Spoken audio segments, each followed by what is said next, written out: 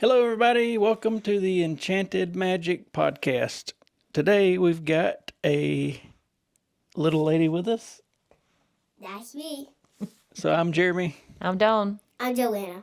and Joanna's going to tell y'all something really special real quick. Everyone, the first commenter will get a free pin, so you can email us and we'll ship your free pin. And If you'll comment, whoever the first commenter is, we'll get with you and we'll get your email address, and then you'll get a free Disney pin. So be the first to comment. Today we're going to talk about a couple questions that's been sent in or that we've received through different social media. And it's kind of common questions that I think would help. And Joanna is going to help us answer some of these, so that'll be fun. The first one is from Andrea.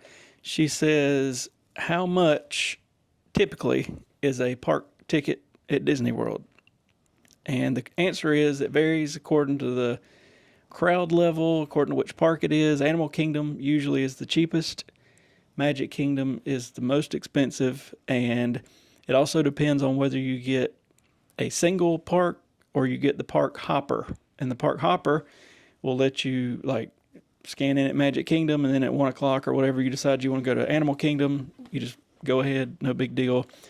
But the catch, if you want to call it, is you cannot just buy a park hopper for like one day. So if you're buying tickets and you're not a pass holder, you can't, and you're staying for 4 days, you got to get the park hopper for all 4 days. So it's either all or nothing. But it's going to vary according to the time of year in which park, probably from around $100 all the way up to around $200. I know around Christmas time it's super expensive. And then sometime in the middle of the summer when it's super hot, it's not so expensive. Same thing with lightning lanes. They're more expensive when it's super busy and not as expensive when it's kind of dead. So $200, just get on the Disney World website or app and it'll tell you an exact number, because it literally changes by day. But you can look at $100 to $200. That's not counting lightning lanes. We do this one. Go ahead. Okay. Our next one comes from Alan, and he said, "Which park should I go to if I only have one day?" What's your favorite park? What's your favorite park? Magic Kingdom. That's what I was gonna say. If you have only one day to go to a park, in my opinion, I would probably do Magic Kingdom as well. You've got the castle, you've got all of the original rides, and you've got all of the. It's just like the main characters and everybody that is there. I mean, there's other characters at the other parks, but I feel like if you only have one day to go to a park, I think it would be Magic Kingdom.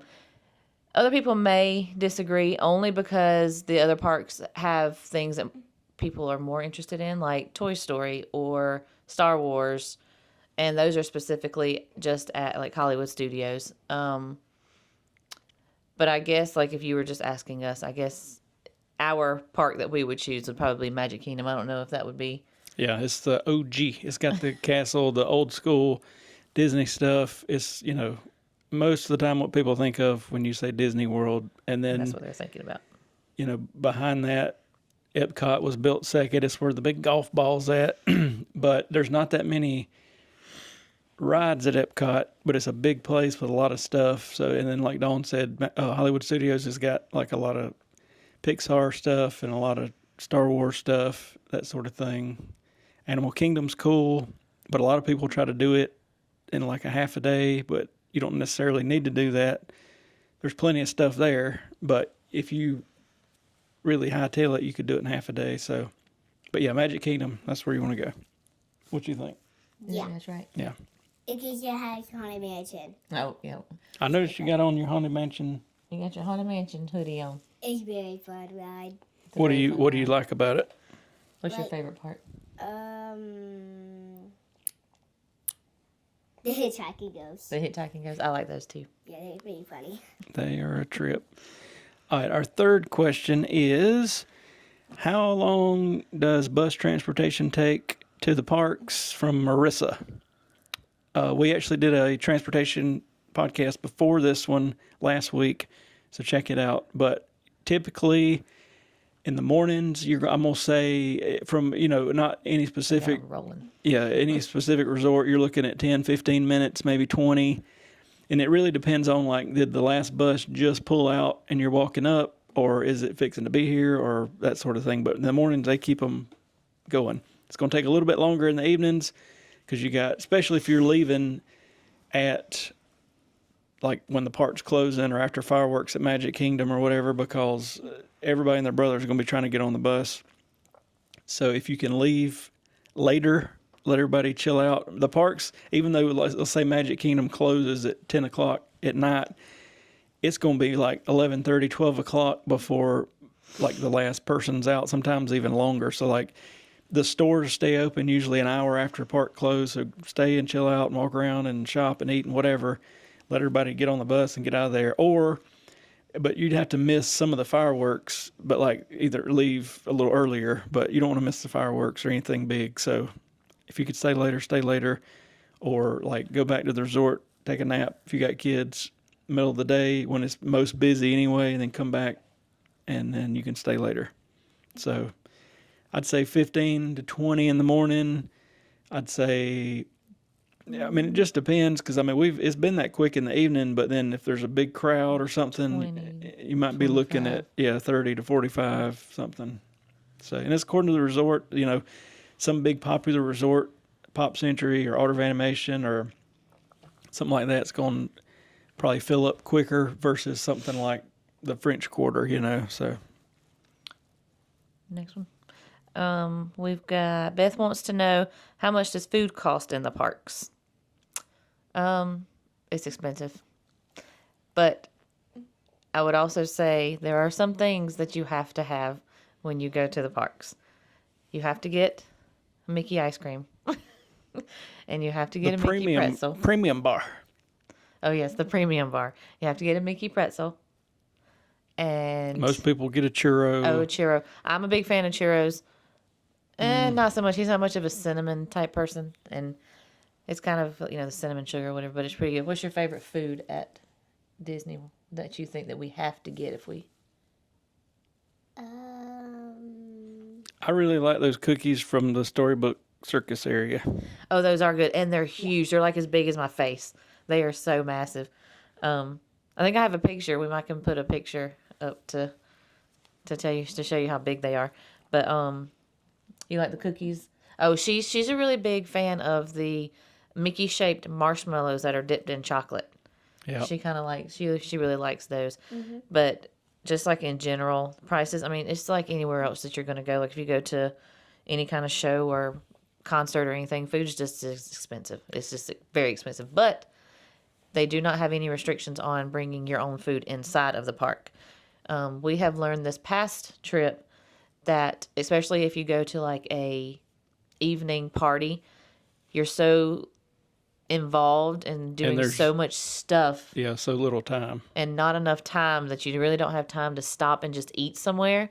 So this past time what we did is we packed some sandwiches and some snacks, and we ate while we were waiting for the fireworks, or we ate while we were waiting for a parade to start. An example is one night at Magic Kingdom, I went to quick service Casey's Corner and just got us like 3 hot dogs with fries and a drink, and I spent like $60 or better, and the hot dogs kind of sucked, and you know what I mean? Like, so my advice would be take in Lunchables or sandwiches or whatever and eat them for lunch, unless you're going to Epcot. That's another talk. And then at nighttime, maybe eat something a little better. But again, if this is your like only Disney trip, or go all out, you've only been once in 10 years or whatever, I wouldn't go all out. I'd take Lunchables because I'm going to want to do everything. And you're going, I mean, if you sit down at a restaurant, you're going to kill like 2 hours. That's true. And we've tried to rush through some of these restaurants, and an hour and a half maybe. There is no rushing. Yeah, we've missed I don't know how many things because. But you also want to do the experience with like the character dinings too. Yeah. And so that can get. If I was like planning somebody they don't go very much and they're trying to do all this stuff, do a character dining for breakfast before the park opens. That'll get you in the park early and get that out of the way. But I don't know. It's expensive no matter what you eat. Even the quick service stuff adds up. And it's going, if you sit down at like a proper dining place, you're going to kill 2 hours easy. And take your own drinks in. Yeah, because I Waters. think a Coke is like It's like $4 for a bottle of water. Yeah, it's crazy. So yeah, if you can, so we take a stroller, and honestly, and I've read where people with 15-year-olds are taking strollers. I would at this point take a stroller in, even if we didn't have a kid with us, almost, because we could put the cooler in the stroller. Any extra junk you got, put it in the stroller and park it, and it makes it so much easier than trying to put it in a backpack or do whatever. And I know that sounds crazy, but we saved a fortune this past trip by doing sandwiches mostly during lunchtime.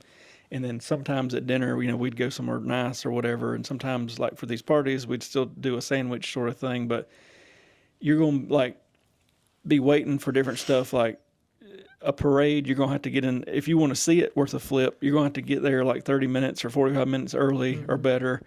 So then you can eat a sandwich or you can eat some, so like there's time to eat stuff if you take it. That would be my advice. If you don't care about money, well, even if you don't care about money, you're going to waste some time. You could do a quick service order and grab it and eat sort of quick-ish, but it's just, I don't know. I feel like that was our number one issue the past several years would be like, we'd be at the Halloween party, and then it'd be like 9 or 10 o'clock. We realize we haven't eaten anything. What are we going to do? We hadn't ate. And then I'm looking on the map because half the restaurants are closed because it's the party, and it was just a complete mess. And last year, whatever it was, Dawn's getting like these tacos and stuff. The parade's coming by. She's holding all this stuff. There's nowhere to sit or stand. I'm holding her. It was a complete, and I was like, we don't need to do this again. So, yeah. It was the best decision. At Epcot, I would change my plan a little bit because if you go to the back to World Showcase, every country's got basically a restaurant of some sort, multiple restaurants. They got a quick service. This past trip, we stopped in Morocco and did this quick service stuff and I can't remember the name of the place. Was it Rainbow something? Maybe. Anyway, it was good. It was probably some of the best food that I've had.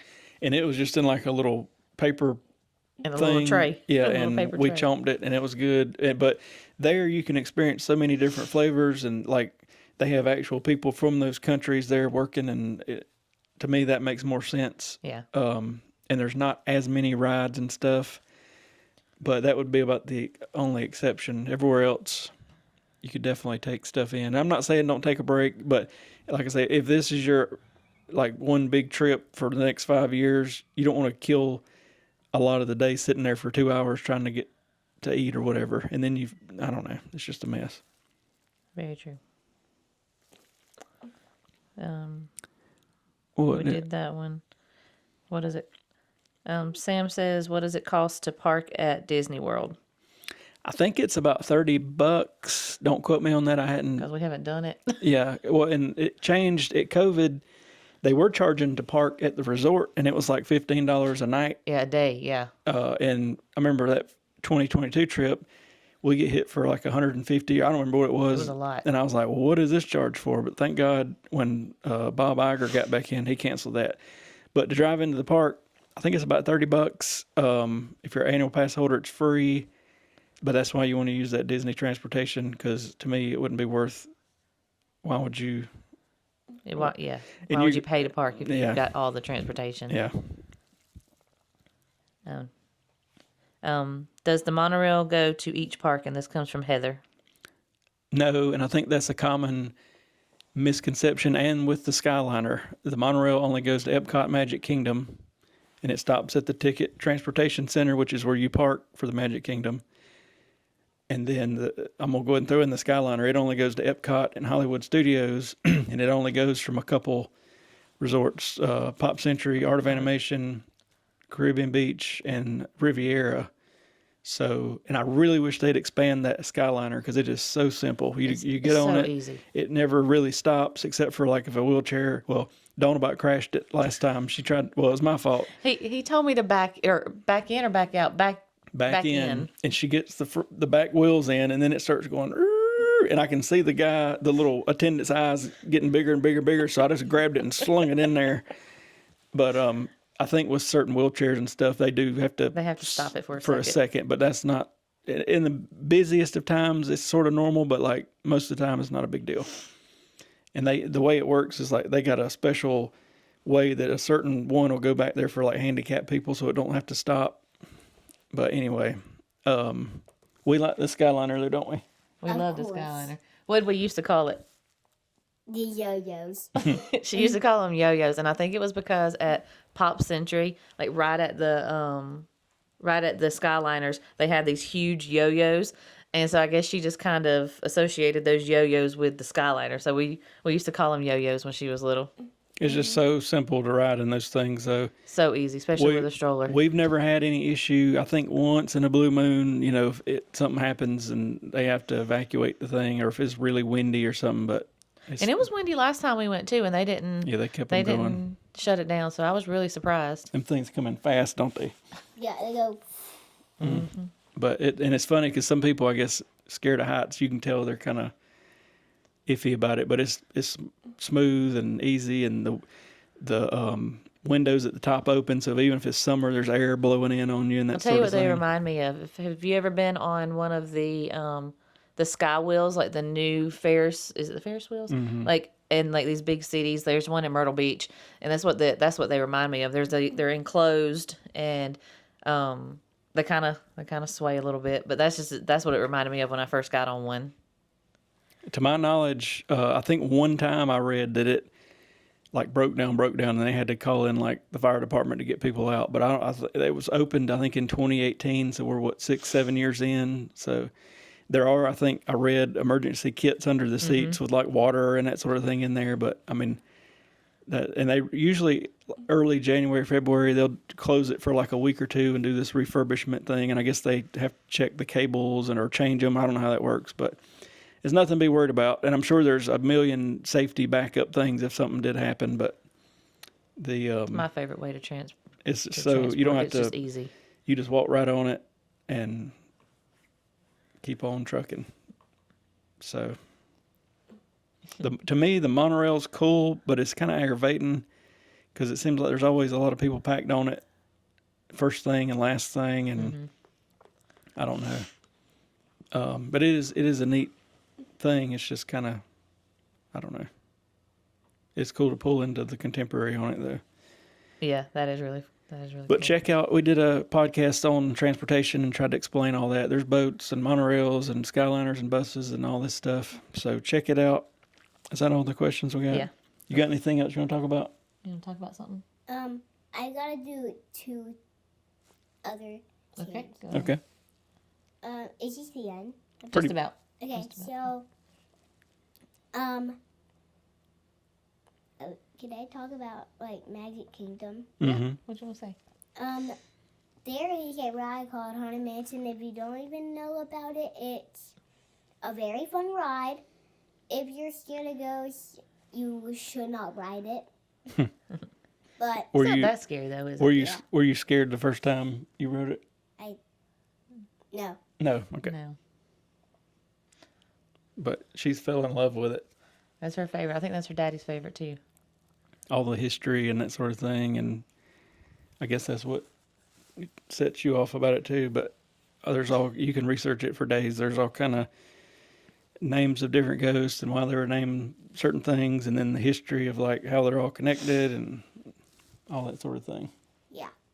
But it's not like it's not like people are jumping out and scaring It's you. not scary. It's like the first half of it is like the spooky ghost, but it's not like spooky. And then the last half of it is more of a funny. There's like the hitchhiking ghosts that are in the doom buggy with you and all that. So, other than Haunted Mansion, what do you like?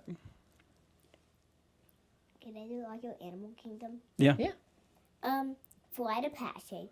It's a very fun ride, and you can ride on the back of a banshee. You can hear and feel it breathing. That's right. That's Yeah. Mama's favorite ride. I like that ride. It's pretty cool. It is very cool. It's probably my top couple It's probably my number one, I think. because I really like the Guardians of the Galaxy. It'd be pretty close I was to going the to top. say they're pretty close. Guardians and Haunted Mansion would probably be, and I like Pirates. I like Expedition Everest. Guardians is up there though, because I don't know of anything else like it. I mean, the It's so much fun. roller coaster, the actual seats twist as the roller coaster's doing its normal thing. It was wild. It is wild.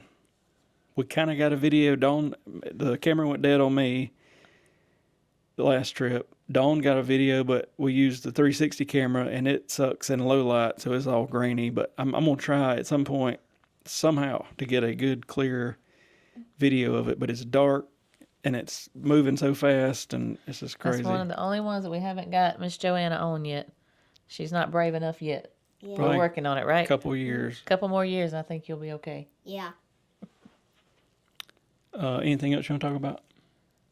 Any other favorite rides? Did I do any part? Yeah. Mhm.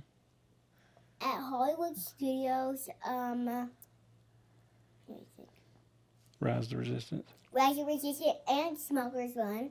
They're Yep. both very cool and fun rides. The first time she rode Smugglers, they let me and her be the pilots. So she was the left pilot, and I was the right pilot, and that was pretty cool. I got that I was video. gonna say there's a video on the page. And now we've done, I think, all the different Yeah. stuff. Because you had never been a pilot. I've never been a pilot, but I'm okay with that.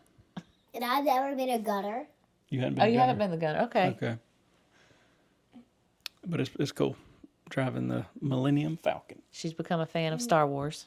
Also, Rise of Resistance has like Darth Vader, but actually is not Darth Vader. It's Maybe. Kylo Ren is Yeah, Darth Kylo Vader's Ren. grandson. And then R5 will take you out safely, and also BB-8 and R2-D2 are pretty funny because yeah, You got to meet BB-8. You got to meet BB-8. yeah. Maybe we could do our next podcast and talk about our top favorite moments or something at Disney World, and I could put the clips in there. That'd be Favorite fun. rides and attractions. That'd be cool. That'd be fun. Yeah. I guess we'll end this thing. And see y'all later, and litigators, and You want to tell them to like it? like and subscribe. And also click your notification bell so you never miss a podcast or video ever again. Bingo. What she said. Don't forget, first comment wins a free Disney pin. Yeah. We'll see y'all next time. Litigators. And remember, I'm Joanna.